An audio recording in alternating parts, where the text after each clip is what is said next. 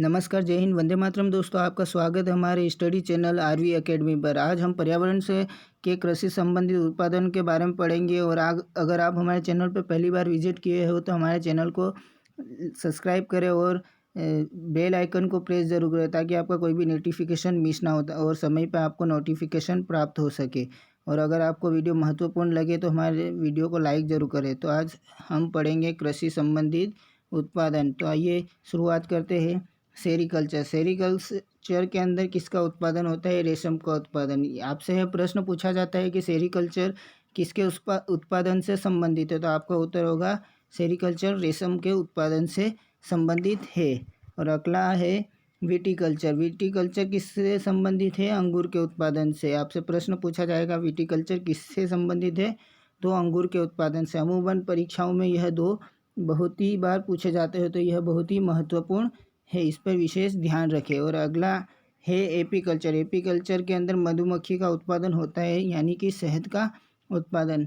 ये एपीकल्चर यानी मधुमक्खी का उत्पादन। और अगला है पोमोकल्चर। पोमोकल्चर के अंदर फल का उत्पादन होता है। आपसे प्रश्न पूछा जाता है पोमोकल्चर किसके उत्पादन से संबंधित है, तो आपका उत्तर होगा पोमोकल्चर फल के उत्पादन से संबंधित है।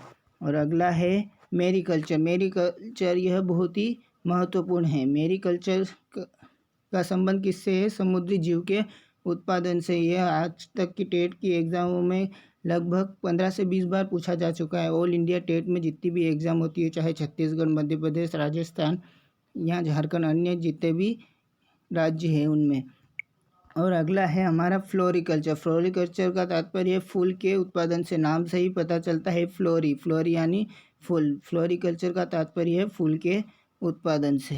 और अगला है, और हम कृषि संबंधित कुछ महत्वपूर्ण तथ्य जानेंगे। यह जो 6 उत्पादन जो हमने आपको बताया, यह अमूमन परीक्षाओं में पूछे जाते हैं, तो आप इसका स्क्रीनशॉट ले सकते हैं कि और इन्हें विशेष रूप से ध्यान दें, और यह अमूमन परीक्षाओं में पूछे जाते हैं। तो आइए हम कृषि संबंधित कुछ महत्वपूर्ण तथ्यों के बारे में जानते हैं। और पहला है सीढ़ीनुमा खेती। यह सीढ़ीनुमा खेती पूर्वी भारत में होती है। आपसे प्रश्न पूछा जाता है कि सीढ़ीनुमा खेती किस भाग में की जाती है, तो आपका उत्तर होगा पूर्वी भारत में। पूर्वी भारत यहाँ सीढ़ीनुमा खेती किसके लिए प्रसिद्ध है? चाय के लिए। और यह कहाँ की जाती है? असम में। असम सीढ़ीनुमा खेती के लिए बहुत ही प्रसिद्ध है। असम चाय के उत्पादन में सर्वश्रेष्ठ है। और झूम खेती से तात्पर्य ऐसी खेती है जहाँ पर पेड़ों को काट कर फिर वहाँ जलाकर वहाँ पर खेती की जाती है, और फिर से पेड़ उगाकर फिर से पेड़ों को काट कर वहाँ पर खेती की जाती है, और इसी कारण धरती बंजर बनती जा रही है। और झूम खेती की जाती है भारत के पूर्वी भाग में, यह भी यानी अरुणाचल प्रदेश में यह महत्वपूर्ण तरीके से की जाती है। और अगली विधि है और अगला तथ्य है हमारा स्थानांतरणशील विधि या झूम खेती। यानी झूम खेती को एक अन्य नाम से भी जाना जाता है, जिसका नाम है स्थानांतरणशील, यानी कि एक स्थान पर बदल के दूसरे स्थान पर की जा सकती है। यानी एक स्थान पर पेड़ उगाकर उसे काट कर जलाकर वहाँ पर खेती की जाती है। यहाँ पर उर्वरकों की कोई ज़रूरत नहीं होती, क्योंकि जो पेड़ जलाए जाते हैं वही उर्वरकों का काम करते हैं। एक बार पेड़ काट कर वहाँ पर खेती की जा सकती है, और फिर से वहाँ पेड़ उगाकर अन्य दूसरी जगह पर जाकर खेती की जाती है। उसी को झूम खेती कहते हैं। और इसकी शुरुआत सर्वप्रथम हुई थी थाईलैंड से। यह महत्वपूर्ण तथ्य है, इसकी शुरुआत सर्वप्रथम हुई थी थाईलैंड से। और अगला तथ्य हमारा सर्वाधिक सघन खेती प्रचलित है। यानी कम स्थान पर खेती सर्वाधिक कहाँ पर प्रसिद्ध है, तो यह है जापान में। यानी कम जगह पर अत्यधिक खेती।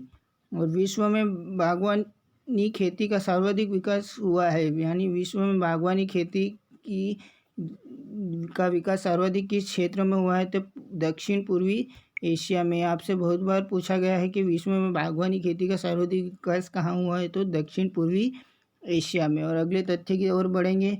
सुनहरा रेशा से अभिप्राय है। आपसे पूछा गया है सुनहरा रेशा से अभिप्राय क्या है, तो इसका उत्तर होगा पटसन से। पटसन यानी सुनहरा रेशा। और अगला है आप ट्रक फार्मिंग। ट्रक फार्मिंग का मतलब क्या होता है? आपसे अमूमन प्रश्न पूछा गया है कि ट्रक फार्मिंग का मतलब क्या होता है, तो बागवानी खेती है। इसका मतलब होता है बागवानी खेती। ये हमसे लिखने में कुछ गलती हो गई है, इसे सुधार लीजिएगा, बागवानी खेती। और अगले तथ्य है श्रीलंका में झूम खेती यानी जीवन निर्वाह खेती। इसे झूम खेती को अन्य नाम, एक और नाम से जाना जाता है, जीवन निर्वाह खेती। और एक ऊपर हमने एक और नाम देखा था, स्थानांतरणशील खेती, यानी इसके 3 नाम है और इसे अलग अलग जगह पर अलग अलग नामों से जाना जाता है। जैसे कि श्रीलंका में झूम खेती को चेन नाम से जाना जाता है। आपसे प्रश्न पूछा गया है कि श्रीलंका में झूम खेती यानी जीवन निर्वाह खेती, जो भी आपसे पूछ ले, जीवन निर्वाह खेती हो, स्थानांतरणशील हो या झूम खेती हो, श्रीलंका में इसको चेन के नाम से जाना जाता है।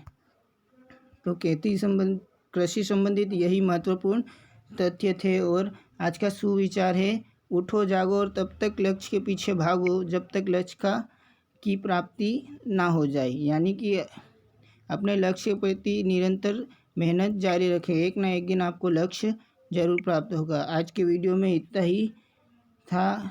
और अगर आपको वीडियो महत्वपूर्ण हो तो हमारे वीडियो को लाइक ज़रूर करें और चैनल को सब्सक्राइब ज़रूर करें। जय हिंद, वंदे मातरम दोस्तों।